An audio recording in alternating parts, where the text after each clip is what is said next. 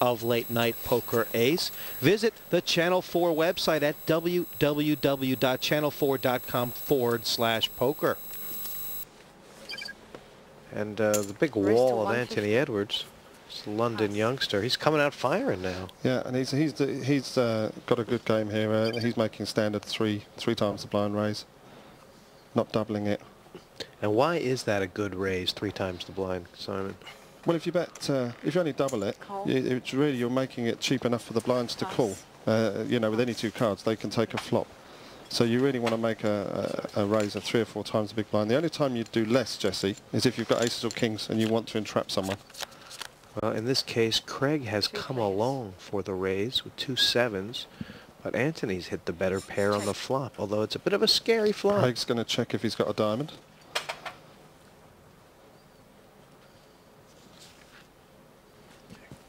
There's 375 in here, and that might settle Anthony's nerves a little bit. 3 kings. Tough for Craig to call here. He's got to figure that if Anthony hasn't got a king, he's got an ace. That's a good pass. Well, everything seems to be going Anthony's way at the moment. He has complete control. We're just in the second level with the blinds at 25-50. I don't think I've ever seen anybody with such a commanding chip lead.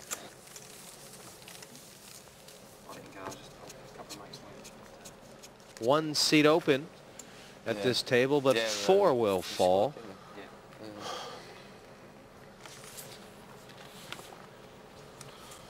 Gary first to act, under the gun, as we say.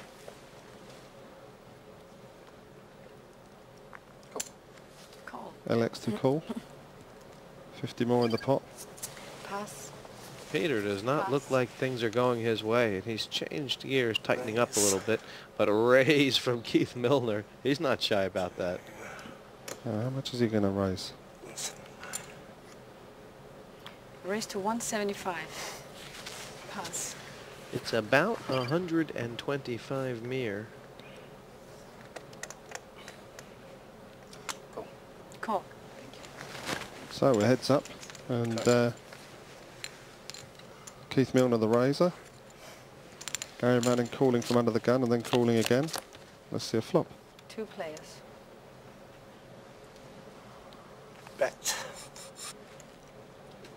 250. 250. Well, that's a great flop for Keith there. He's got the overpair, he's got a pair of 10s. And Gary's done well here. He's a lot of players would have raised before the flop with ace king, and they would have had to call a re-raise. Instead, he's just limped in, and he's got away from that hand very, very cheaply. So well played there by Gary. Well played by both players. Gary Manning has to lose the pot and state his country of origin. But Keith Milner, Blackpool orange, but you know, in Tennessee they call them prison colors.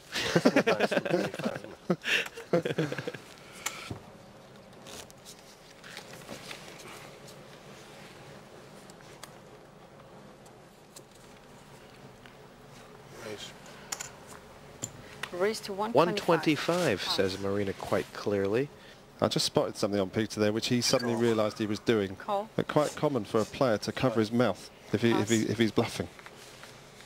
Peter really trying to make things happen. His cards haven't been cooperating. And it will be 75 on Gary Manning. We're head up now. Peter versus Keith, and Keith has gotten the better of this matchup so far this evening. 2 players.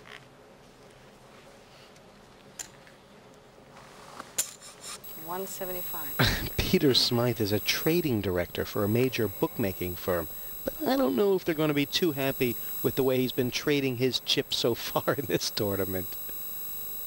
He's got a straight draw. 9 would make him something nice. To 400. But Keith Milner has stuck in a big poop. 225 more. And Peter's in a situation where he could do his entire stack here, Simon. I think Peter's thinking, why aren't the flops cooperating? I'm making raises, I'm trying to be aggressive, I'm missing everything. He's not going to call here, he's just doing a bit of acting and trying to impress on the other players that, look, I am raising with hands and I have got cards here, so. I guess sometimes you have to lick your wounds and wait for a better day. Does Peter have enough chips to fold here, Simon? Yeah, with the blind so low, Jesse, he's still got plenty of chips. Pass.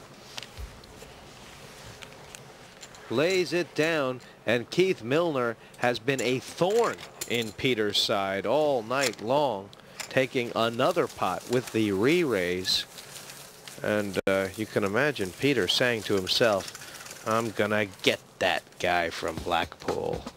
A good poker player is somebody who tries to remain calm in the face of adversity, and I think the most crucial fact would be the ability to lay down a hand, even though it would look good. If somebody re-raises you, it's very possible you've lost. Not falling in love with a hand, I think, is a very crucial ability.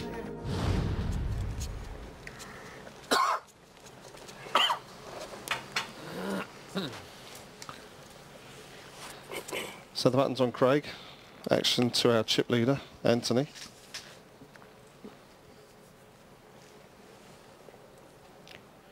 Anthony, a hospital porter in London. Raise to 150. But he strikes me as a poker player, Simon. 21 years old, and he's got the moves of a pro here. Yep. Raise it up to 125, he said. Pass. Pass.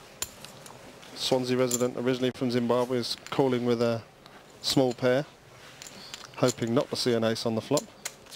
Or if there is an ace, he wants to see a 4 with it. 2 players. That's a good flop for Craig if it's checked to him by Anthony. Check. Check. Turn card for a free. Now Anthony might take a stab. No, he could have took a stab Check. there because a jack would give him the top straight. Check. There's no need to bet here, Craig. You can just win this pot. 200. But he wants to bet anyway. 200.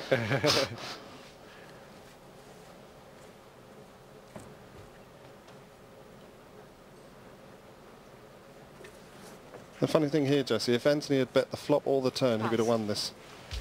Instead, he's left it to the end, and Craig's picked up a small pot. A bit of bluffing with the best hand, but Craig Barron will take him how he can get him. And he's up around where he started.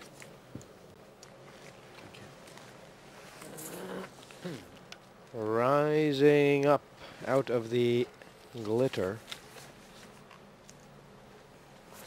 this Pass. game. Call. Pass. Call. Check. Thank you. Peter wants to see a flop. 3 in this pot at 50 3 pounds players. apiece.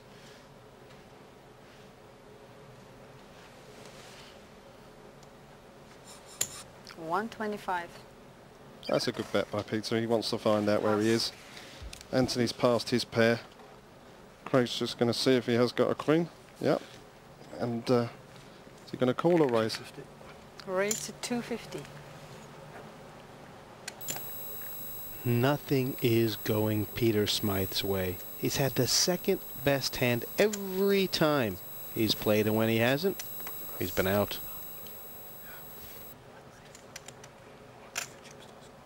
I think Peter knows from the style of play that Craig has exhibited that Craig is definitely betting with a made hand here. So I don't think he's going to waste any more chips. He found out where he was, and very cheaply.